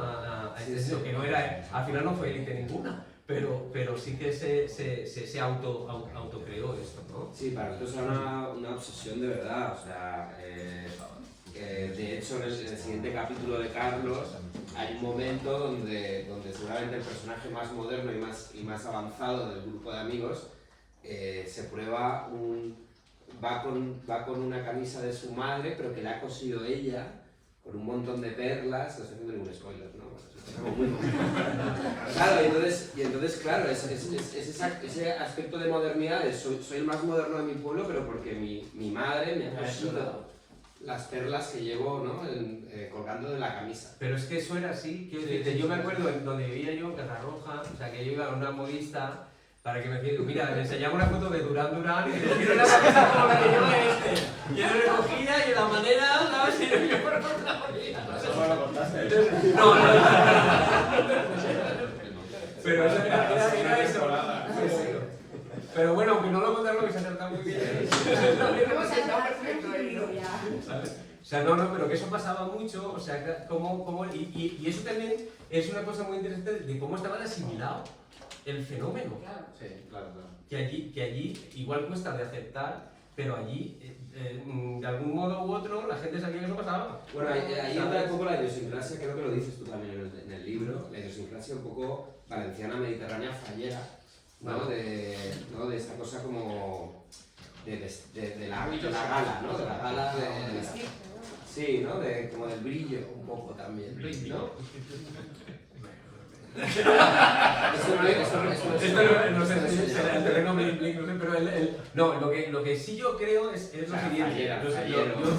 siguiente. Yo más que llevarlo al terreno de nuestra de la fiesta propia, ¿no? Yo lo que creo que sí pasaba es lo siguiente. Esto sí que lo he pensado y lo he analizado, creo que es así, ¿no? Es decir, Madrid es verdad que tenía los medios y tenía la movida y los grupos, y Barcelona tenía una conexión internacional real, esto es así, pero nosotros, o sea, ahí lo que había, o sea, a ver, a Empaque no nos van a ganar. Y entonces la gente era mucho más fuerte que el grupo que iba a ver. O sea, yo esto lo he visto. Simpson de Banshees, o sea, al lado de los que había nada, era muchísimo más fuerte las filas de aquí. O sea, eso, por ejemplo, yo creo que el cantante de Chameleons, que además estos iban con bañador o no sé qué tal, pero ostras, ¿esto qué es tú? Porque la gente iba ahí, yo qué sé, ¿sabes? Esto sí, ¿no? Esto sí yo creo que había una voluntad de decir, bueno, mira, vamos a ver, no tenemos esto o lo otro, pero aquí estamos, ¿sabes? Esto sí que creo que se bloqueó de una manera reivindicativa, un poco de decir, oye, vamos a generar lo nuestro propio. Y esto pasaba un poco con las discotecas, porque yo creo que no es que no hubiera lo que pasaba allí, sino que había en antros muy pequeños en otras partes, lo que no había era una cosa tan abierta y tan popular. Yo recuerdo que el director del Sonar, Ricardo Robles, fue a hacer un reportaje, porque él era periodista, para un medio francés, no recuerdo, era un magazine muy importante, que no lo recuerdo ahora, y era para tratar este fenómeno, porque este fenómeno antes lo trataban la revista de tendencias, luego los de sus besos, pero al principio era así, y el impacto fue muy grande de lo grande que era. O sea, estaba muy normalizado, estaba muy esto, y él también incidió en la parte estética, o sea, en la parte estética, de cartelería, de diseño, que era algo que, como tú has dicho, también es una manera de constatar pues bueno, las visiones estas de negacionismo, de decir, bueno, vale, lo dicen estas personas, pero yo no creo que fuera así, pero bueno, a ver, es que están estos carteles que tienen una cronología, ¿no? Dato mata relato. Claro, en este sentido. Lo que yo no sé si ellos eran, hasta qué punto, cuando los habéis revisitado, o sea, ellos eran conscientes de que esos trabajos lo ven como un trabajo menor o lo ven como un trabajo de subsistencia o como lo entendían. Lo entendí como un trabajo normal, ¿no? Normal. Sí, yo creo que... parte de su curro. Sí, De hecho, por ejemplo, era algo como que, bueno, pues había que hacer un cartel, pues para ellos, por ejemplo, Centerio Bell, ¿no? Que lo hizo para Chocolate, sí, y tal. Para él era como una viñeta de un cómic suyo, ¿sabes? Simplemente hago una viñeta y eso va a ser el cartel que voy a destinar. Paco Roca creo que es de los que más mejor asimilado, que ha pasado, que incluso ha hecho la concepción, ¿no? Primera, bueno, del concepto de Heaven lo ha desarrollado él y no es de las mejores consideradas, ¿sabes? Para que Paco Roca lo reconozca y sin... discoteca maquinal. Sí, pero le llamó la atención a Paco Roca, que siempre le entrevistan por todo lo que hace, pero nunca le habían preguntado. Nunca le habían preguntado. Por Heaven. Ahora el momento es ahora. Para ya redondear su trayectoria. Lo que pasa es Sí, la verdad es que flipó cuando nos presentamos en su casa preguntando que hable de lo de Heaven. No, pero y hay algo mío elocuente, bueno, lo que has comentado, y es, por ejemplo, Elisa y Armando Silvestre, que el 80% del libro son carteles suyos, porque ellos tenían una imprenta de serigrafía, y muchos de los trabajos los hicieron ellos. Ellos en las propias entrevistas que les hicieron no se definen como artistas. No somos diseñadores, ellos no se consideran diseñadores. Claro, no somos artistas, no somos diseñadores, nosotros somos trabajadores de imprenta y ha sido nuestro modo de subsistencia y tal y cual. Entonces cuando te pones a ver, esto está todo en el libro. Armando Silvestre y Saya, el 80% del libro de ellos y como que no sois artistas. Hombre, porque ellos fusilaban mucho de revistas de moda, de revistas de tendencias de aquella época. Entonces, claro, ellos para esa transformación, esa vuelta de hoja, Warhol, tampoco, si por esa misma visión, tampoco se considera artista. Pero ellos no querían entrar en el profesión de diseñador, ¿no? Nosotros se nos ocurría algo, recortábamos, hacíamos una tinta, probábamos, hacíamos... Bueno, tampoco la profesión de diseñador estaba contemplada en aquella época, no existía. No había unos estudios de diseñador. Empezaron a partir de los años 80. Era todo nuevo. El disc-jockey no era un disc-jockey, un DJ, era un pinchadiscos, era alguien que estaba ahí que ponía la música, ¿no? Pero esto fue cambiando. Fue cambiando con el ¿sabes? Estaba todo por hacer. Pues yo creo que una de las frases que hemos hablado es que estaba todo por hacer. O sea, veníamos de 40 años de dictadura. ¿Qué movimiento musical, social, cultural había habido antes interesante? ¿La nueva canción? Pero es diferente, claro.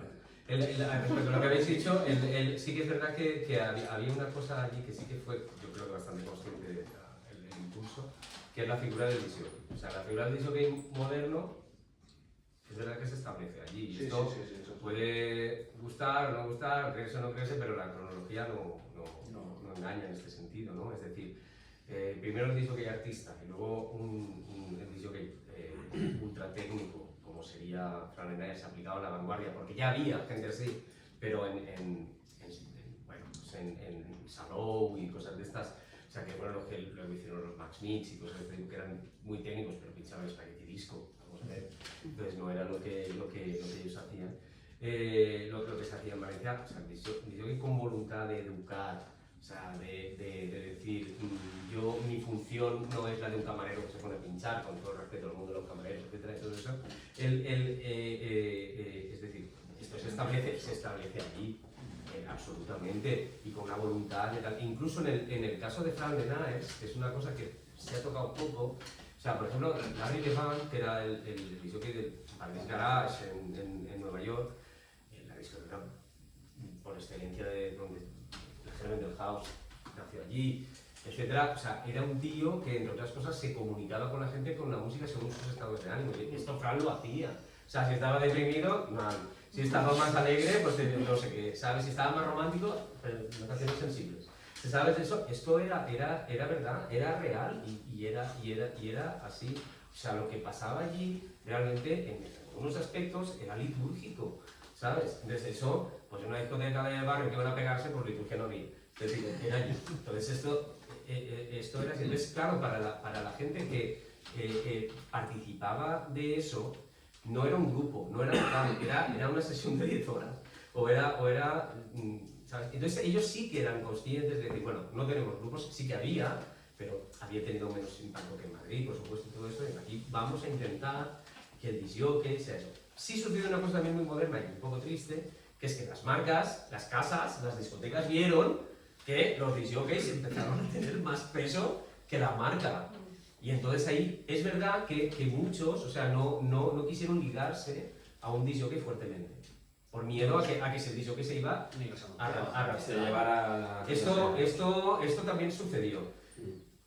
Pero es verdad que este fenómeno, a trancas y barrancas, y de esta manera, esto sucedió allí de una manera casi del pleistoceno de la cultura de club.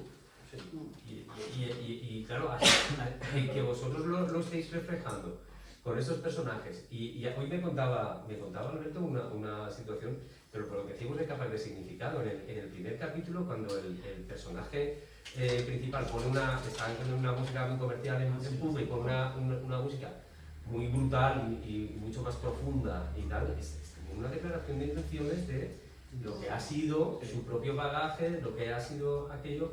O sea que en este sentido refleja mucho la situación.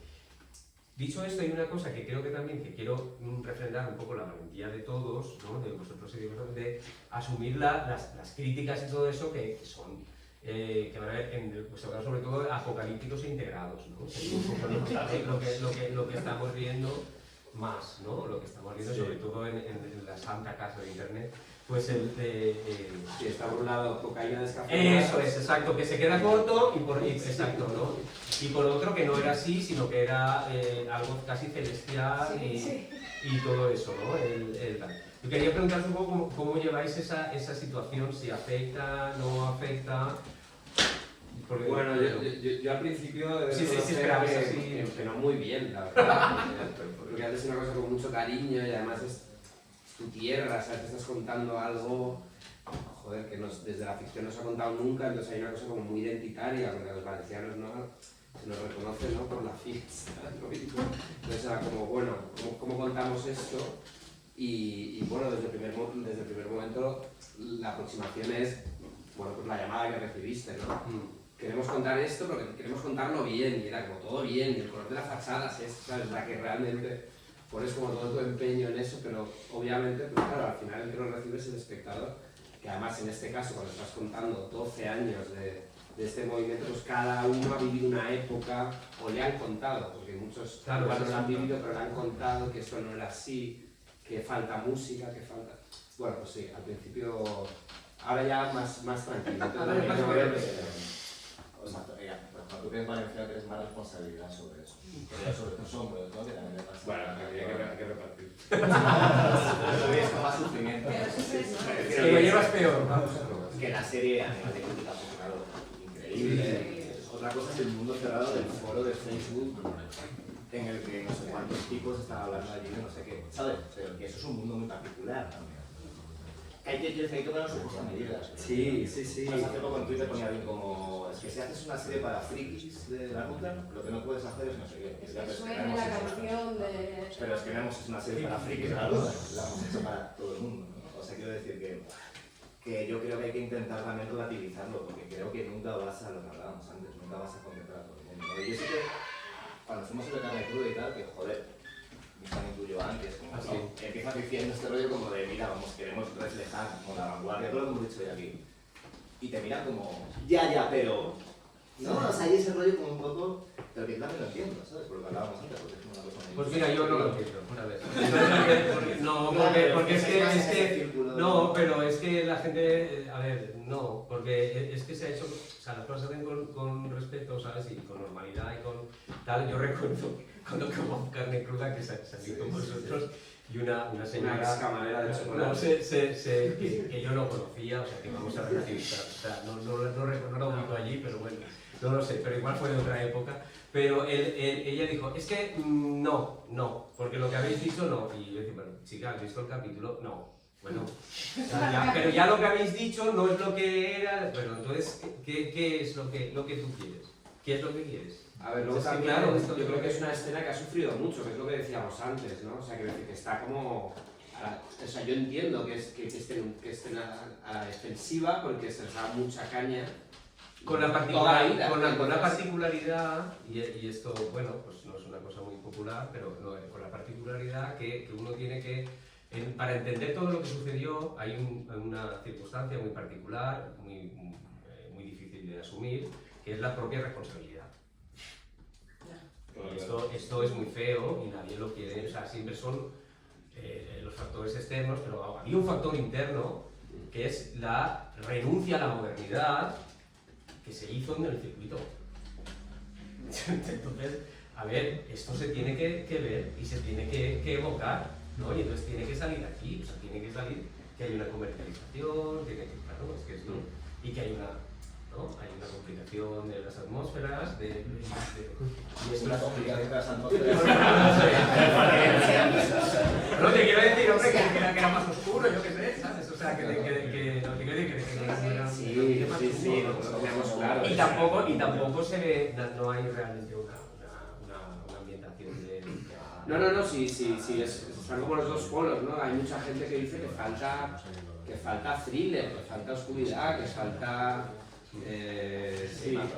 Sí, es como que... Sí, me acuerdo, lo he dicho antes, hubo un titular de una crítica que era cocaína descafeinada, hablando de la serie. No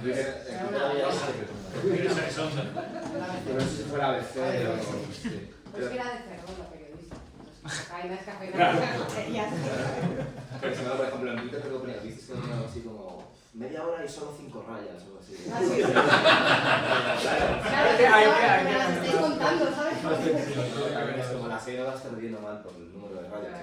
Y luego otra que decía, ¿cómo me gustaría haber vivido esos años pero sin tener que meterme cocaína todos los días? Claro, como si fuera un peaje. Como un peaje que había que pagar. No era obligado. No, por eso.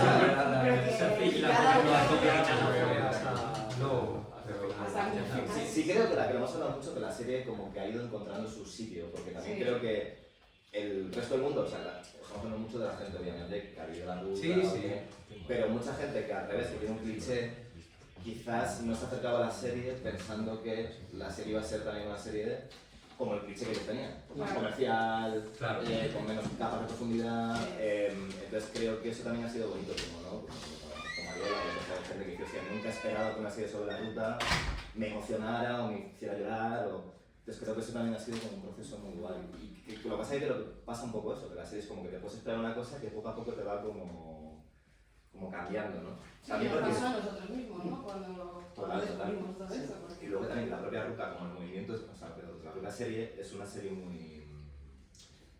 O sea, que siempre digo que esto es un poco así como bautada, pero que la escribimos como no se deben escribir las series, porque generalmente tú ves una serie y cada capítulo, o sea, tú ves Mad Men, que es maravillosa, y todos los capítulos son más o menos la misma tecla, que ya te gusta y por eso ves el siguiente, ¿no? Aquí como pasan 12 años y el tono de las discotecas y el tono del momento era muy distinto, también el tono de cada capítulo es muy distinto. Si es el capítulo 8, el capítulo 1, es que no tienen nada, parecen dos series distintas. Entonces nos encantaba, de hecho, que como escritores además es muy rico, porque es como enfrentamos este capítulo casi como si fuera, venga, este a lo Linklater, este a lo... Sí, era como empezar de cero cada capítulo. Entonces eso era muy guay. Bebiendo mucho de lo que te daba ese año concreto, de la documentación, de tal. Y os generaba mucha presión esta situación, porque entiendo que había bastantes aspectos como para vivir una cierta tensión a la hora de afrontar esto. Por el tiempo, todo, ¿no? Por Pero presión respecto a la cosa... Respecto al enfoque, porque sí que es verdad que es un reto fuerte el ir cambiando, tal como cambió el fenómeno, más desde lo que ya se conoce a lo menos conocido. Es decir, teníais que cambiar el tono, es decir... Sí que hay una cosa, creo, que en otras series te puede pasar, a ver, todas las series tienen sus películas o obras, lo que sea, tienen sus complejidades, pero sí que en algunas creo que una vez que escribes uno, te pillas como el truco, vamos a decirlo, ¿no? Y puedes ir como tirando un poquito más de ahí. Aquí eso no era tan sencillo, porque sí que era como siempre. Como empezamos ahora casi otra vez, ¿no? Porque son elipsis muy grandes, entonces casi no entramos en continuidad, no puedes decir, vale, pues arranco hasta aquí, doy otro pasito en el siguiente capítulo, otro siguiente, ¿no? Claro, pasaban 2 años entre capítulo y capítulo, entonces tenías que hacer un ejercicio de, bueno, no, resetear, ¿cómo está? Casi son como 8 cuentos, ¿no? 8 películas. Sí, pasaban muchas cosas en off también, o sea, las elipsis también teníamos que jugarlas a favor. Entonces era como, bueno, es como contamos esto, que ha pasado, ¿no? Hace un año, pero en el capítulo anterior aún no ha pasado, pero tiene que estar aquí de alguna forma, ¿no? Entonces yo creo que también la serie ha ido encontrando su sitio también porque el espectador ha ido entrando en esta propuesta. Al principio es verdad que es difícil, o sea, entrar en unos primeros capítulos que son casi como una despedida del grupo de amigos. Una despedida de un grupo que no conoces, que además hay como muchas heridas abiertas, hay una relación muy fría, es difícil entender, ¿no? Bueno, es casi imposible entender, bueno, o sea, realmente lo que te debe conectar con la serie, con los siguientes capítulos, es preguntarte, bueno, ¿qué ha pasado aquí? Y entonces yo creo que esto, a partir del tercer capítulo, yo creo que ya los espectadores que han ido siguiendo la serie, yo creo que ya ahí ya estás con la propuesta de ir hacia atrás, ¿no? Y con la gente, por ejemplo, que vosotros hablasteis, diseñadores, todo esto, ellos están conectados de algún modo con la situación del fenómeno cuando los entrevistasteis y esto, que tenían la sensación de que había estado un poco apartado y que esto era bueno que se reivindicara, etcétera y tal, o realmente todo este contexto y esta situación les estaban un poquito al margen. Entiendo que igual Armando y Elisa sí que formaron más parte de manera más clara con eso, ¿no? Sí. Bueno, sí que es verdad que, como decías antes, los diseñadores, los ilustradores no han formado parte de eso. Si iban a discoteca era para cobrar, ya está. Ellos salían más por el Carmen y eso, pero sí que han sido conscientes de no eran conscientes en el momento de la trascendencia, sí, pero yo creo que ahora sí que son conscientes de lo que han hecho, ¿no? Yo creo que en ese momento tampoco era consciente nadie de lo que estaba pasando, ¿no? De la trascendencia que después ha tenido todo el movimiento. Entonces yo no sé, quizás nos faltó hablar con 2 personajes clave, ¿no? Que no están con nosotros, que Kike Company y Bascuñán. De la nave.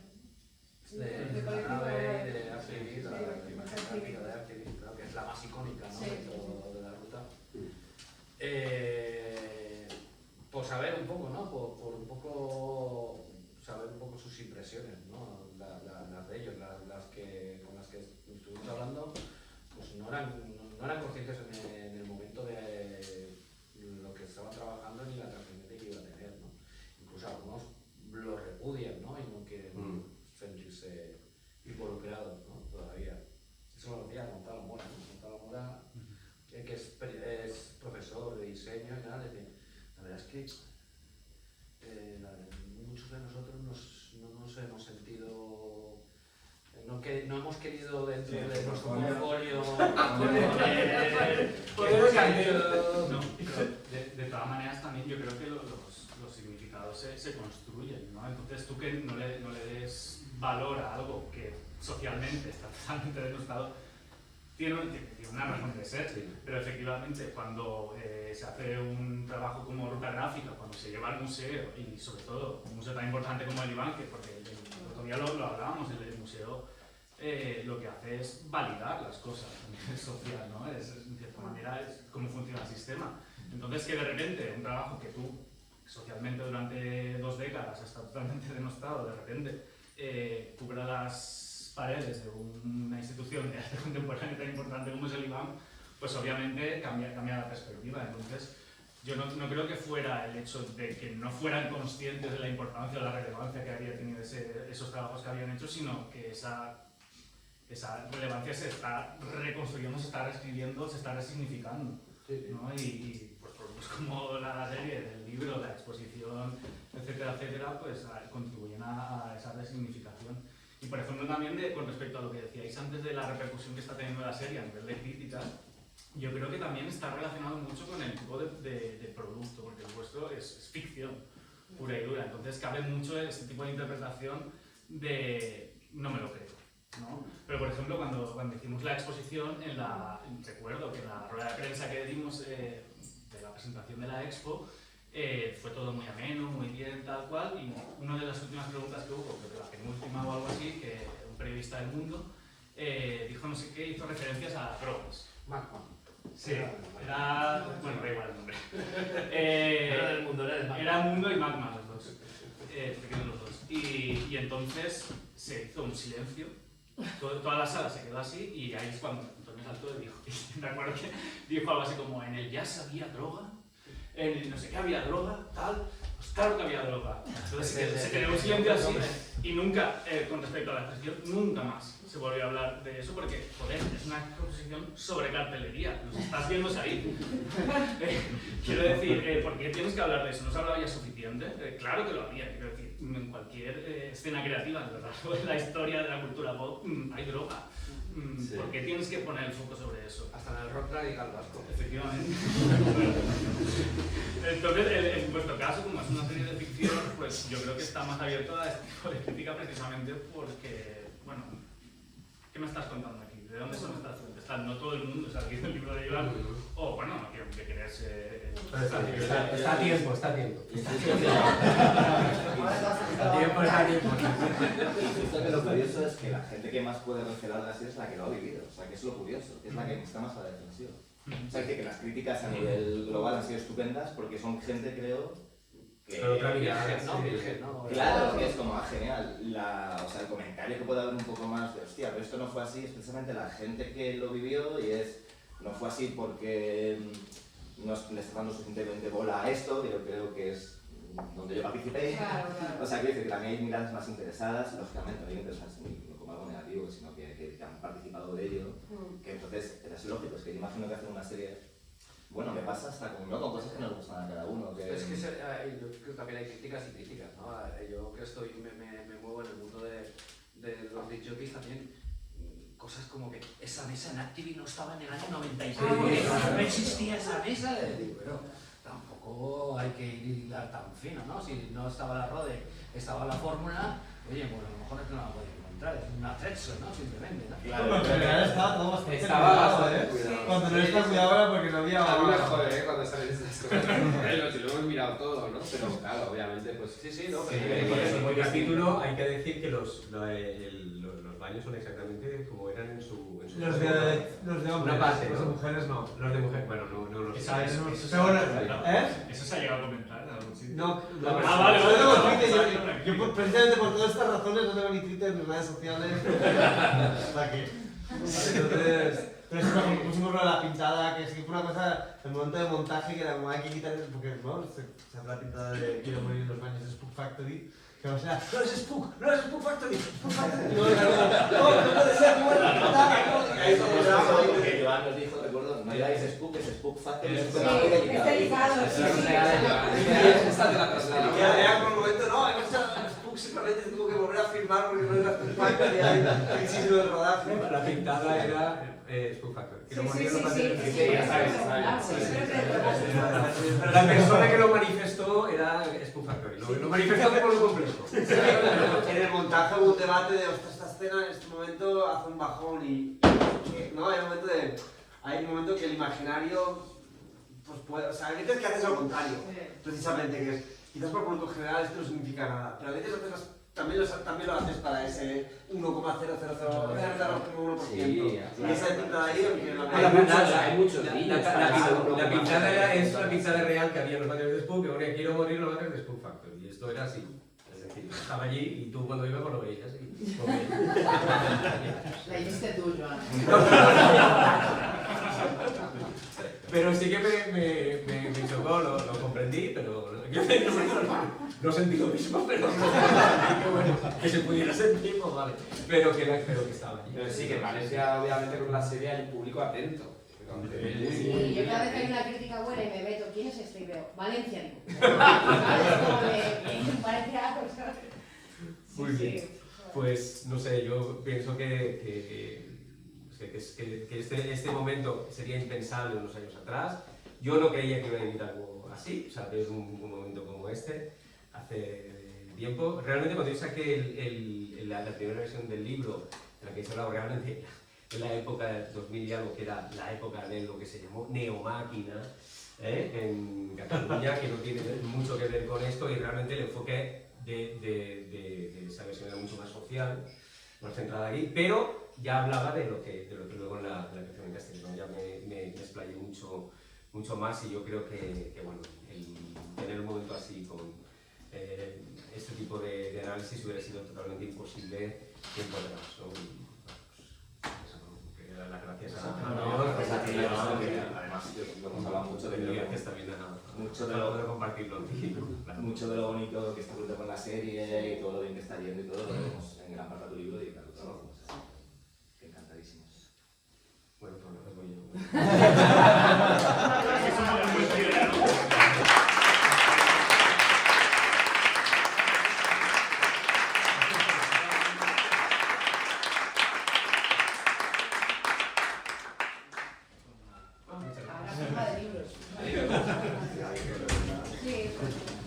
Sí, es verdad. Si alguien quiere preguntar... Perdón, que no me Nos queremos ir a una entrevista. Una pregunta sobre todo para Mónica y para Antonio. Ya cuando estáis dentro, sé que estáis dentro de la música de productores y de eso, te he podido ver en Digital Alicante, te he podido ver en Metro. ¿Y cómo veis ahora mismo la escena, sobre todo en España, que la electrónica está como muy de moda y tal? En Valencia hay muchos colectivos y muchas fiestas y tal. Y además me suele preguntar muchas veces una comparativa entre la movida que hay ahora mismo allí, que está claramente efervescente, con la movida que vivíais antes. Obviamente se parece una que antes era mucho más diferente, todo más nuevo y no se puede comparar del todo al 100%. Pero como veis en cuanto a la autenticidad de la escena que hay allí a nivel español y también en Valencia concretamente, comparada con la de entonces. Bueno, yo creo que la mayor diferencia, me parece a mí, es que antes en la ruta, en los 80, 90, la gente iba a las discotecas sobre todo por el ambiente y por la familia ahí que se tenía, no seguían tanto a DJs y sobre todo internacionales como ahora, ¿no? Creo que ahora las marcas de los clubs no tienen más peso el invitado que el sitio en general. Yo creo que yo tengo una relación, igual que Joan, de amor y odio con la ruta. Yo me ha costado muchos años reconocer lo bueno de que tenía la ruta, porque yo la un poco no mucho, ¿no? Yo estaba más centrado en ir a conciertos, comprar discos, pero compañeros míos se han quedado en el camino y entonces yo tenía esa relación de amor y odio y he necesitado pues 30, 40 años para darme cuenta de todo el valor bonito que tiene la ruta y el valor esencial y trascendental que tiene la ruta, ¿no? Aparte de las partes malas, ¿no? Que eso siempre estarán ahí presentes. Creo que ahora, con respecto a lo que está pasando en Valencia, que yo creo que es más un fenómeno nacional, incluso te diría mundial, ¿no? Vamos a necesitar un tiempo también de verlo con una perspectiva. No se puede comparar. Los códigos de la gente joven no son los mismos códigos de los 80, los códigos de la gente de ahora no son los códigos míos. Estéticamente me puede gustar, no me puede gustar. Que hay una efervescencia siempre en la vida. Yo creo que la juventud siempre ha tenido una efervescencia de demostrar su creatividad. Creo que los pollaviejas y la gente que vive de la nostalgia no es una gente con la que comulgue yo, ¿no? Entonces pienso que pues creo que hay una efervescencia en la escena, pero todavía no tengo los datos suficientes como para valorarla y compararla con lo que hubo. Ten en cuenta que lo que hubo en los 80 venía, insisto, es que es un poco redundante, pero insisto que venimos de una dictadura. Hacía 5 años que acaba de morir Franco. O sea, nosotros ya llevamos 40 y tantos años de la situación de donde venía la ruta no es la misma situación de lo que la gente está viviendo ahora, la juventud, y eso cambia mucho, muchos paradigmas, muchas formas de sentir, muchas formas de expresarse.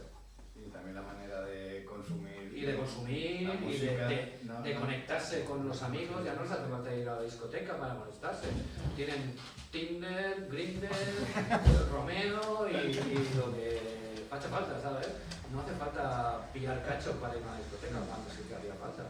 No hace falta ir a buscar un camello, sino que el camello igual te puede venir por un taxi. Y te pasas una noche con tu amigo jugando a la PlayStation. Creo que son códigos diferentes a los que se vivían en aquella época. Y no es comparable. La forma que tenían antes de descubrir la música era o ir a una tienda o ir a una discoteca. Ahora con el móvil simplemente en tu casa ya puedes descubrir, no hace falta ir a... Lo que pasa es que siempre crearán algo nuevo, seguro, y será interesante, pero bueno, dejemos pasar el tiempo a ver lo que dura. Joan, ¿y es cierto que tú decías en casa que te ibas a pescar y salías con la caña y todo?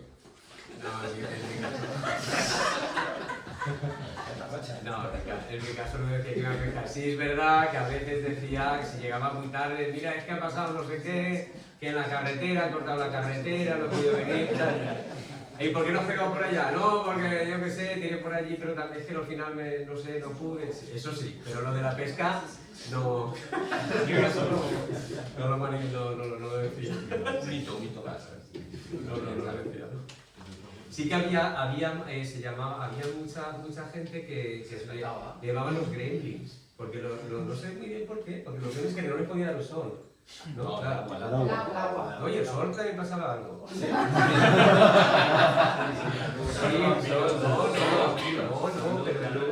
pero era por la luz. Sí, había mucha gente, ¿sabes? Que se iban cuando no era de noche se ponían en spunk y entonces no salían de allí. Eso le llamaban los gremios porque se iban como de noche, que decían que iban a hacer footing, no sé qué, pero se iban allí. Y esto sí era, pues, sí, pues lo de la pesca, pues, era según la zona, ¿no? Pero en mi caso no lo utilicé. Ay, yo tengo una duda para vosotros que me acabo de acordar, la digo que estaba todo el se me había olvidado. Quería preguntaros si ha sido una odisea o ha sido totalmente natural el hecho de que os hayan dejado meter parte de los diálogos en valenciano. Porque yo cuando lo vi me quedé de hostia, porque no me lo esperaba. Pero Bueno, fue una cosa que también, como muchas otras, tienes que negociar. Ya. Entonces, bueno, después de un proceso de negociación, llegamos a conseguir que una de las tramas, ¿no? Pudiéramos mantener, ¿no? La trama de Tony, que con su familia, ¿no? Habla valenciano, ¿no?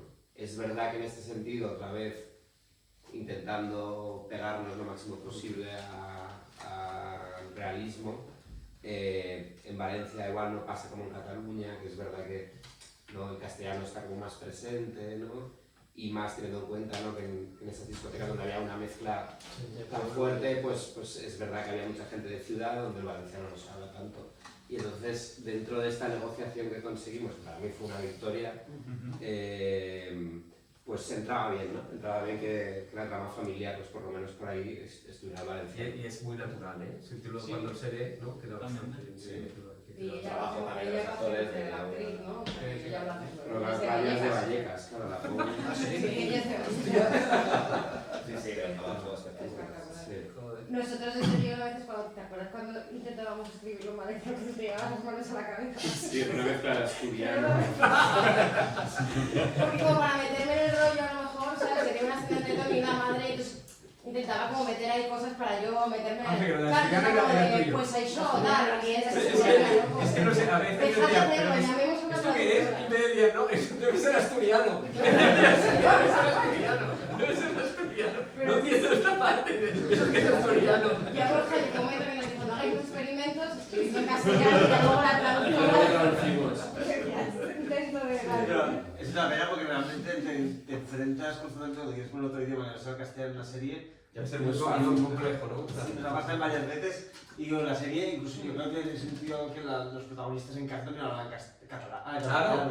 Eso hubiera sido lógico, claro, aquí ya de repente eran esas escenas y era como... No, la negociación fue una trama con Y- mucho. Y se agradece, yo creo que también es más rico, ¿no? Se agradece cuando lo ves, yo por lo menos que... Y es el personaje que es más verosímil, ¿no? Claro, es más verosímil. Sí, Claro, claro, había que el elegir. caso de ella, Entonces- el caso de ella quizás es el más... Sí, y hay algo rico también, por ejemplo, en el capítulo 2, yo creo, ¿no? Que es todo en castellano y cuando ella entra en un círculo más de Más de la intimidad, familia, cambia sí, el idioma, ¿no? o sea, utilizamos, intentamos coger eso para que dramáticamente también nos aportara. Sí. Pero es que La esencialmente no te dejan, ¿no? O sea, Claro. yo en situaciones rocambolescas he encontrado, ¿no? Con las plataformas estatales de, pues si estás en el País Vasco, toda la familia vasca, tal, eran todos en castellano, y es como... Claro. Sí, claro, sí, nada. Y estamos acostumbrados ya todos a ver películas Con subtituladas subtítulos, claro. ¿no? En inglés y todas las plataformas, todo el mundo, ¿no? Tiene una mentalidad todavía muy Claro. cerrada con este tema, es súper cerrada. Sí, pero que en televisión debería ser diferente, ¿no? Claro. Porque a la hora de la exhibición pues tienes la excusa de nos va a cerrar puertas, no va a poder salir del territorio, pero eso es de no, ya tienes, ¿sabes los suscriptores que tienes? No se van a ir suscriptores porque pongas una serie en catalán, ¿sabes? No va a haber una... Pero aún así sigue siendo un problema, sí, es raro, pero... Yo creo que es más desde arriba, de los que deciden más por la audiencia. Pero bueno, aquí desde luego ha sido un acierto. Eso no.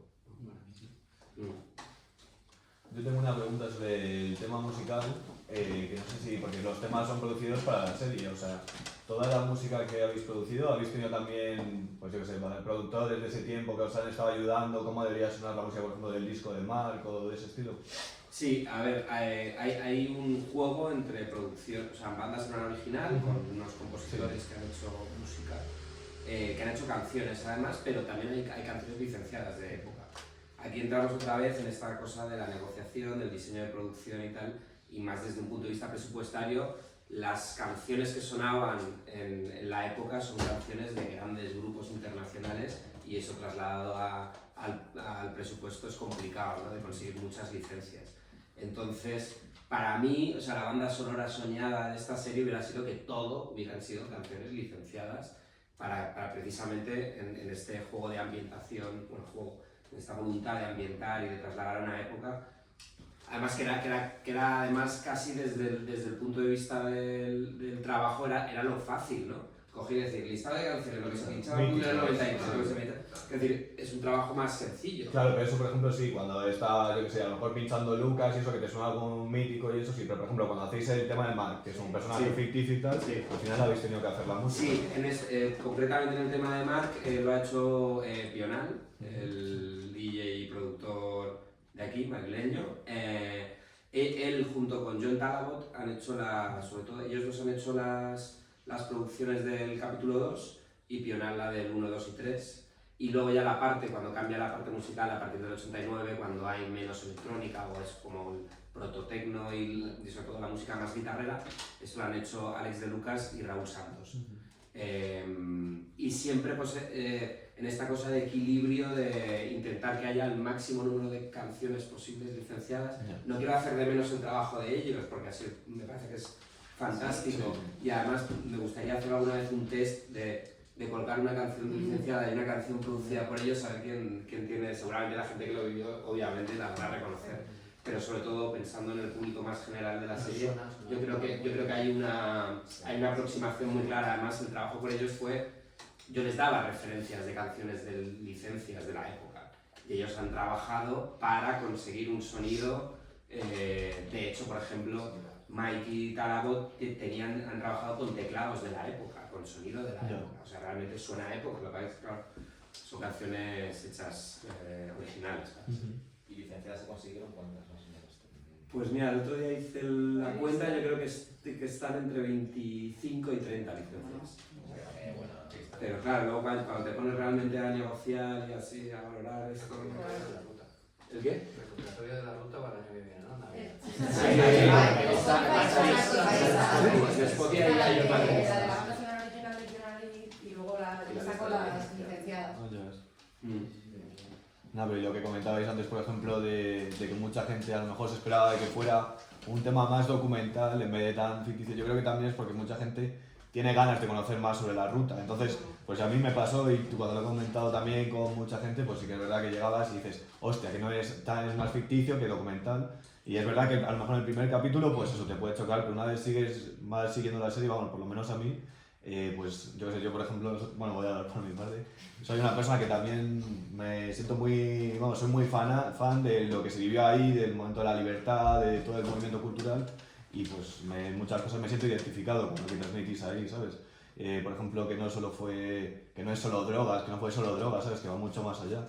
De, por ejemplo, cuando va a sacar el disco, de que el tono azul que quería, ¿sabes? O sea, que va mucho más allá, que es algo más artístico y más tal, y no solo eso.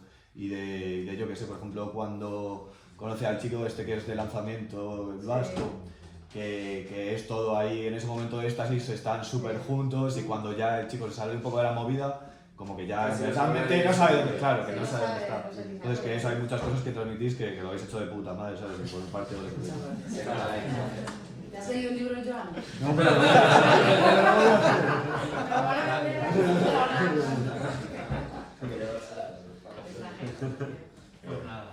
Vamos a la